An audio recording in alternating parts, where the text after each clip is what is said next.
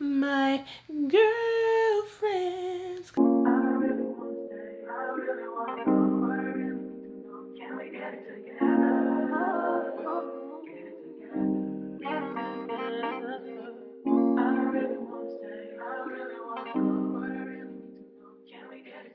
Hey guys, welcome to my channel. If you're new here, my name is Dishon King, and today we're going to be doing a story time because you guys want to know my business. So I asked you guys on my Instagram to vote on a poll, either doing a Zodiac video or a story time about my first time in Atlanta. And you guys chose the story time because y'all are nosy and y'all think that there's some tea there and some gossip or something messy. And there is something messy, I'm not gonna lie, but it's not the kind of mess that you think. Nonetheless, it's gonna be a very interesting story because it was my first time in Atlanta. I was supposed to meet with a friend, didn't end up linking with a friend at all. It was basically kind of like my first solo trip too, so I wanted to like discuss a little bit about that too a little bit. But before we get into the story time, make sure you guys give this video a thumbs up, subscribe to my channel because there's gonna be a lot of stuff coming on this channel. I'm being very consistent, posting practically 2 times a week. I'm trying to see if I can post at least 3 times a week, but I'm pacing myself. So let me know in the comments what days you guys prefer me to post, either like Tuesdays, Thursdays, or Monday, Thursday. I don't think I like posting on Thursdays. I like Fridays and like weekends and stuff. So either way, just let me know in the comments what days you guys prefer for me to post so I can figure out a posting schedule for myself. And also make sure you guys subscribe and turn on my post notifications so you can be notified whenever I do post those videos. And also follow my Instagram at King Dishon so that you guys can participate in any future polls that I do, because I like going on there first to see what kind of videos you guys want to see from me next. And also make sure you guys follow my Twitter as well at KingDishon_. And I think in my last video I talked about making a TikTok. Haven't made it yet, but I will let you guys know when I do.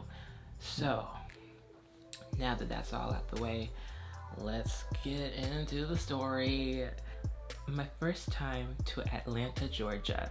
So if you guys don't know, I'm actually from Georgia. I haven't lived in Florida my whole life, just most of it. So I'm originally from Brunswick, Georgia. It's a really small town at like the southeast placement of Georgia, kind of like an hour north of Jacksonville, like beachside. It's a really smallish town, but that's where I'm from originally. So, but I've never had been to Atlanta at the time. I had cousins there. They would always drive down, but I would never actually go. So it was interesting to me when I had this opportunity to meet up with a friend. If you guys don't know Sheldon here on YouTube, KXD Sheldy, he does hair videos. He's another influencer. So him and I are really good friends, and we had planned to meet finally. And we were going to meet up in Atlanta. We had rented out an Airbnb, but then, Sheldon, at the time he was living in Fayetteville and he wasn't able to come to the trip. And it wasn't like last minute, but like the Airbnb was already booked at the time, and he had booked it under his name and I had sent him like my half of the money. I had already planned a photo shoot and everything. Like I had like things that I had intended on doing when I got there already set in stone. So we talked about it and he said, just go ahead and keep it. Fast forward when I flew into Atlanta. Now, if you've never been to the Atlanta airport, it is noise. It is exquisite. It is one of the finest airports I've seen. You have to go to a separate place to get like shared, what's it called? Ride sharing, like Uber and Lyft and stuff. You can't just pull up to like the side of the pickup where the airport is. You have to go to a separate location. It is a walk, trust me. It is a walk. Get to Atlanta, go to the separate ride share place in the airport, called my Lyft. I remember this like it was yesterday. The Summer Walker album had just came out. The Over It album just came out and they were playing it in the car too. This was also during the time of Pride. Now, I knew that there were 2 prides like in Atlanta, but I didn't know like I was going to the white pride. Now, if you don't know, Atlanta has a black pride and they have a white pride. The one that is like mainly publicized and sponsored everywhere, that one's the white pride. That was in October of last year. The black pride is usually like around Labor Day. And so, me kind of like being oblivious to all that, I kind of went with the intent of like, also partaking in some pride festivities as well, without really realizing that not much of us were going to be there. Now, not to say that we weren't there, because we were, but we'll get to that part. I'm in the lift and I'm on my way to the Airbnb, and I'm just noticing the area is not really what I anticipated the Airbnb to be in, because the pictures were very, like, you know, modern, up to date, really nice. And I looked around, I'm just like, this doesn't seem like where I'm supposed to be. But then, you know, as we get closer and closer to my destination, I'm like, I mean, I'm looking at my phone, I'm like, this is the address.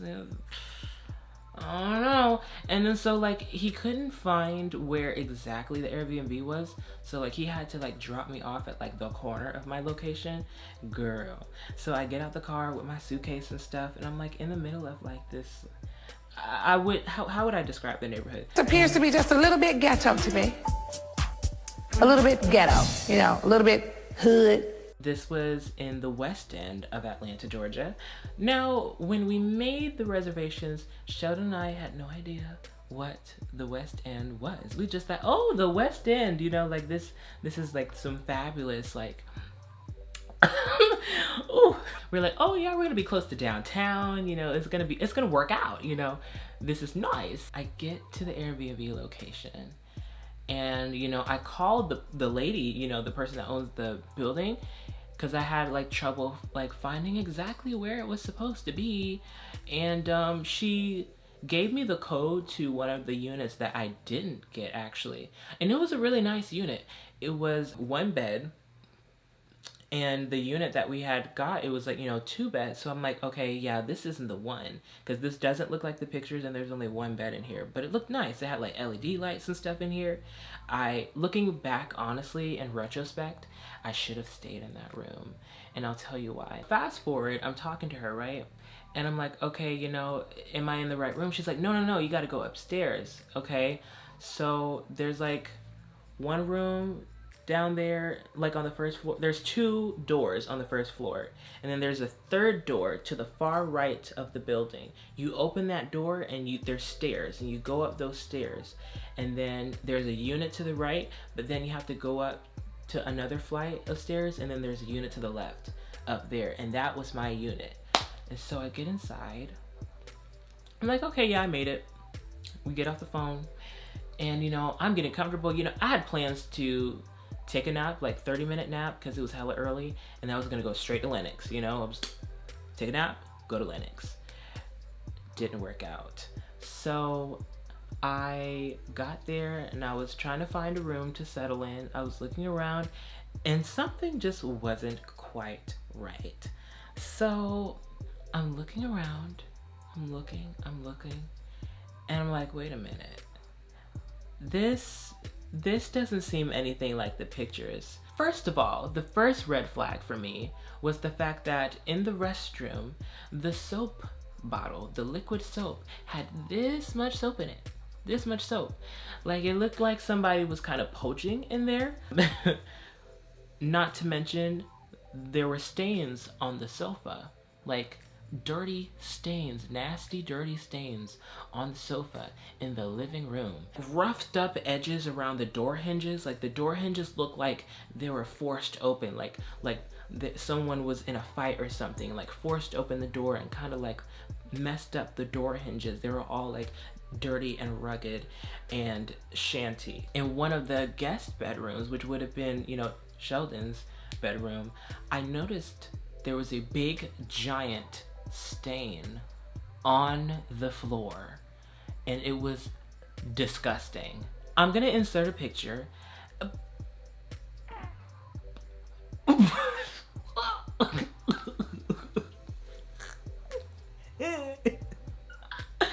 Oh my God, like, I was disgusted. It is disgusting for anybody. It is disgusting for anybody. Just a big stain on the floor. It looked so gross. And like, the box spring underneath the mattress was ripped open. The closet had like hangers and stuff all on the floor.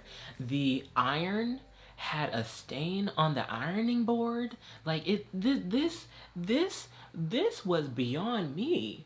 This was disrespectful.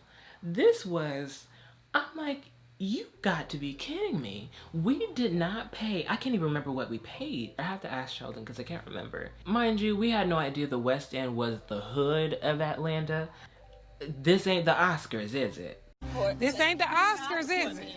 I'm used to something a little bit different, but let's go. We bring our own drinks up in places like this. I go to another bedroom.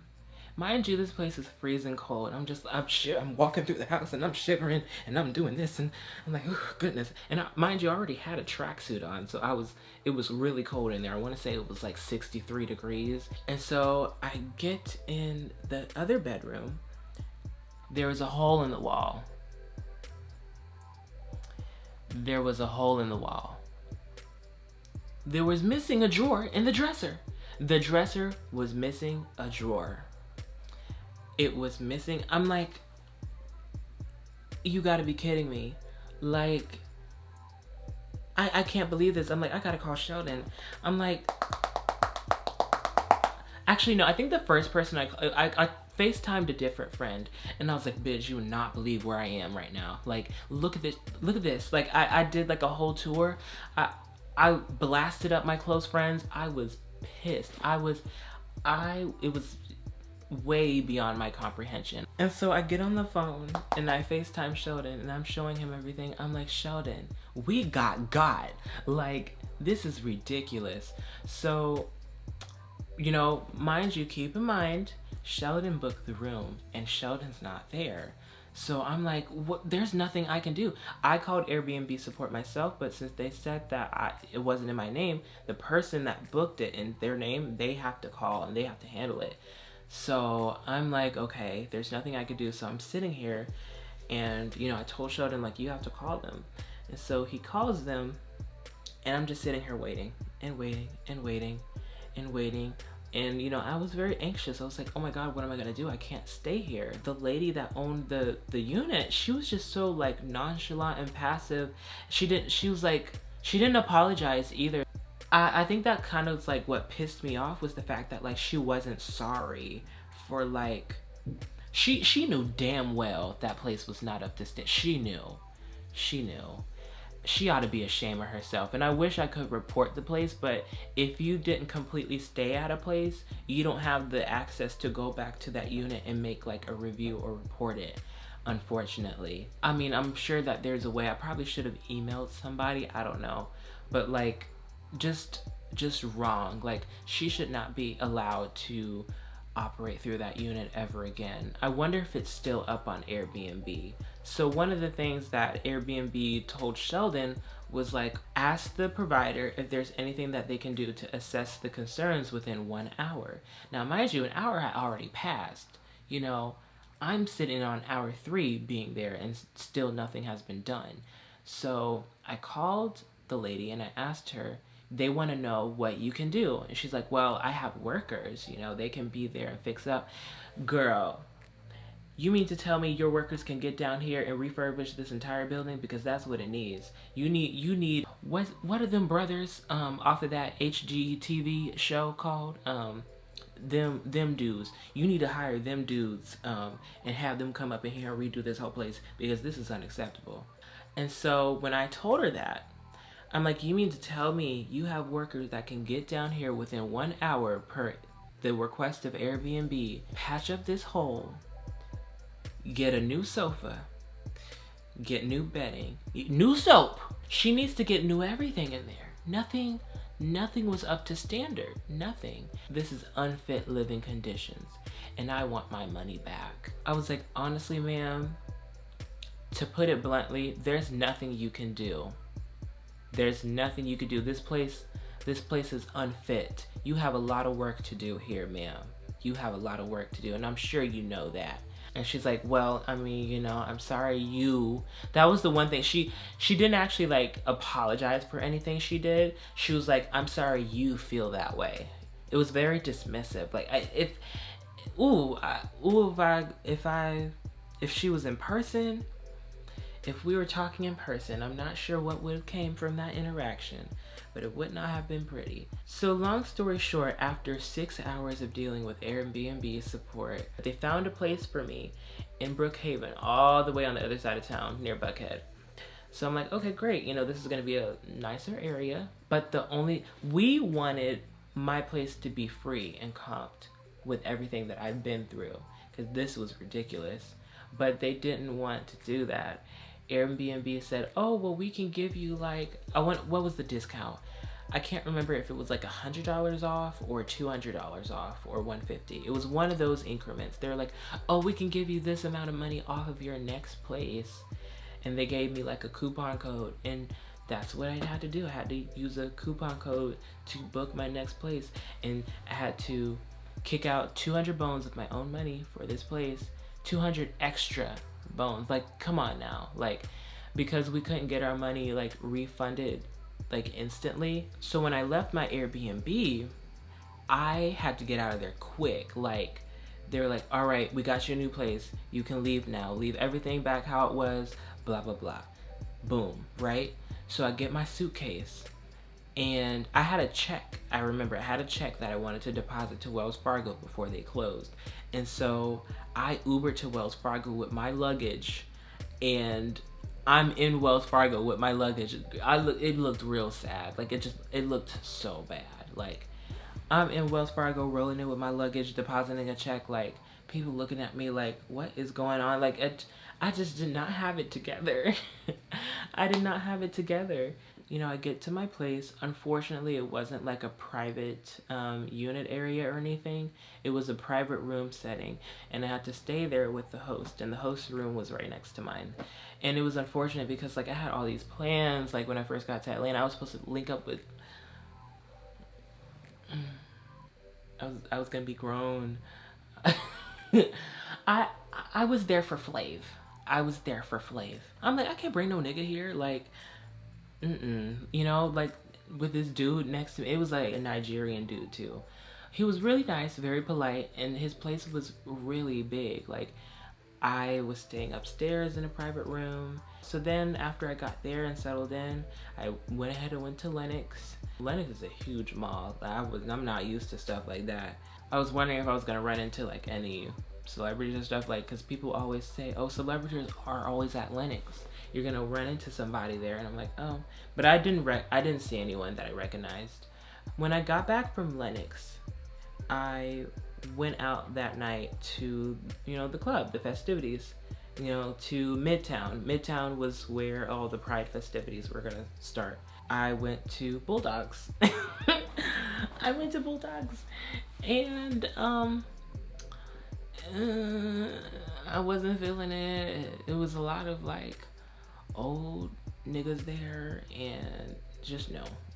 I want to say I probably spent like 20 minutes in Bulldogs. 10th and Piedmont was where I eventually went to, because I saw some black folks there and they were playing music that I liked.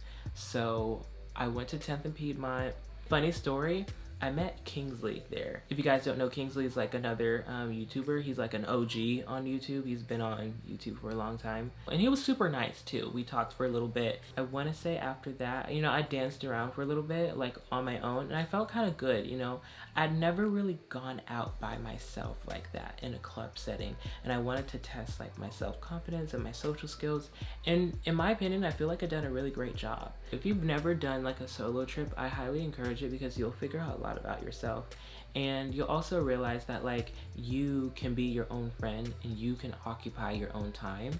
Not gonna lie, it did feel a little awkward at some points, but overall I felt kind of like whole. Yeah, and that concludes the story time. There's not much to really say. It was a mess. It was disgusting. But at the same time, it was also a very humble experience, and it was also very eye-opening. And I also did have a lot of fun. I cried, I laughed. I don't think I would ever want to experience that again, but it was definitely a needed experience, because I needed to see how I was under pressure, and I needed to see if I was able to taking care of myself. So what I say to you guys, what you should take from this: do whatever you feel is right for yourself. If you have plans with someone and for some reason they don't follow through with the plans, that doesn't mean that you have to give it up too.